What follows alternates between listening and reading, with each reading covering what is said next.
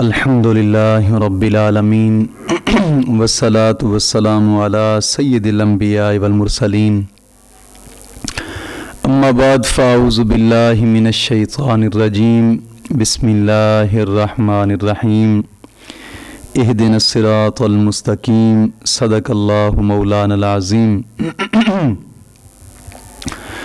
دوستو، آج کے سبق میں روحانی پاورفل وظائف میں سے آج ایک اہم سبق جو کہ دوستوں کی نظر کرنا ہے،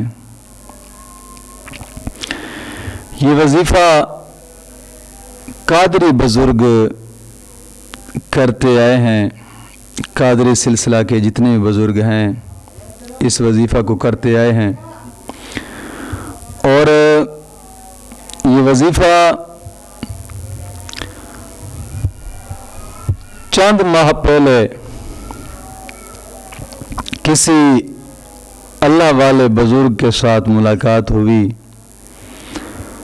تو اس بزرگ نے ایک بات بتائی تھی جو کہ آپ دوستوں کے ساتھ شیئر کرنی ہے۔ بیٹھے بیٹھے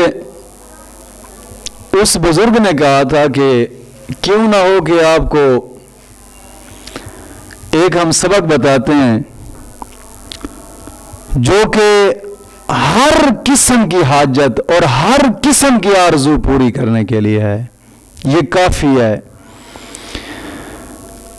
اس بزرگ نے کہا تھا کہ آپ اگر جنگل میں جا کر بھی بیٹھیں تو اس کو کام کریں، انشاءاللہ العزیز مولا جنگل کا منگل بنا دے گا۔ اور ایک واقعی ایسے ہوا ہے۔ میں الحمدللہ کوئی خاص شہر میں نہیں بیٹھا، دوست آپ آتے جاتے رہتے ہیں، میرا مدرسہ دیکھا ہے، ساتھ کوئی نہ کوئی شہر لگتا ہے نہ کوئی شہر، ایک جنگل بیابان کا ایک مدرسہ، الحمدللہ جنگل کا منگل ہے، 24 گھنٹے رونق رونق رہتی ہے۔ اب تو جب آپ پہلے آیا تھا تو اکیلا تھا، اکیلا ہی جنگل میں آ کر ڈیرا لگایا تھا، اب تو الحمدللہ رونق ہی رونق ہے۔ تو یہ بدولت ہے ان بزرگوں کے دیے ہوئے وظائف کی۔ تو آج دوستوں کے ساتھ میں نے وہ وظیفہ شیئر کرنا ہے کہ جو میں کہتا ہوں کہ آگ کے شعلوں سے بھی زیادہ تیز ہے، ہر حاجت کو پورا کرنے کے لیے یہ وظیفہ کافی ہے اگر کوئی دوست دل سے کریں تو۔ یہ وظیفہ بتانے سے پہلے میں عرض کرتا چلوں کہ پچھلے اسباق میں نے ایک عرض کی تھی کہ قرآن محل شریف، الحمدللہ قرآن محل شریف کی اینٹیں صبح آ جائیں گی اور کام الحمدللہ شروع ہونے لگا ہے۔ اور میں نے عرض کی تھی کہ یہ بڑا ہی بابرکت چیز ہے، انتہا درجے کی برکت چیز ہے۔ میں کہتا ہوں کہ جن کے مسائل وظائف سے حل نہیں ہوئے نا، تویزات سے حل نہیں ہوئے، میں قسمیہ طور پہ کہہ رہا ہوں ایک مرتبہ قرآن محل شریف بنا کر تو دیکھیں، پھر برکتیں دیکھنا۔ میں کہتا ہوں دنیا اور آخرت دونوں سنواری جائیں گی، ہر آرزو پوری ہوتی ہے۔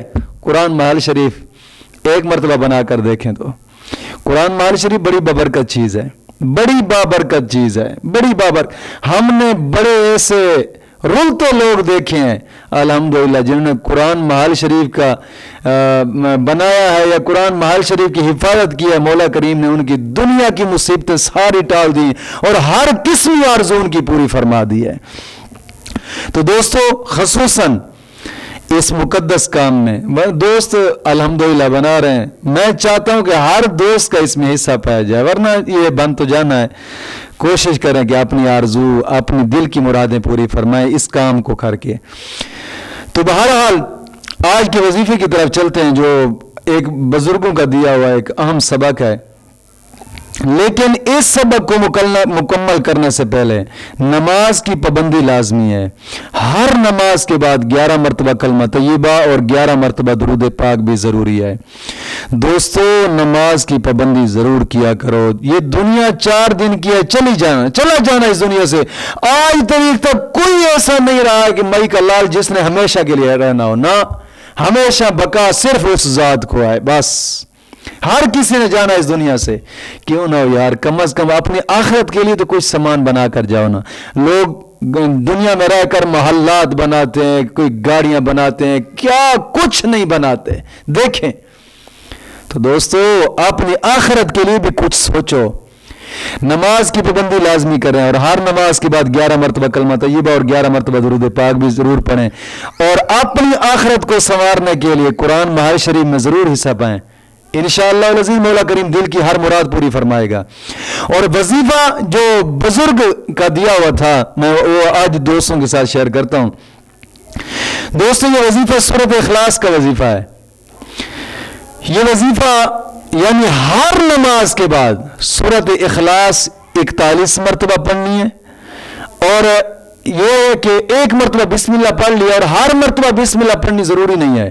ایک مرتبہ بسم اللہ پڑھ لی ہے, اب 41 مرتبہ سورۃ فاتحہ کو مکمل کریں. اور پھر رات اور دن میں ایک وقت ضرور مقرر کریں, اور ایک وقت مقرر کر کے ایک ہی جگہ پر بیٹھ کر 201 مرتبہ سورۃ اخلاص ضرور پڑھیں. یعنی ہر نماز کے بعد 41 مرتبہ پڑھنی ہے, اور ایک جگہ مقرر کر کے رات ہو یا دن ہو 201 مرتبہ سورۃ اخلاص پڑھیں.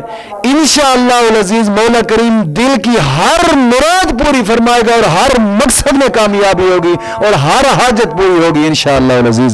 مولا کریم دین متین کی سمجھ عطا فرمائے. اذان عشاء ہونے والی ہے. مولا کریم ثابت قدمی عطا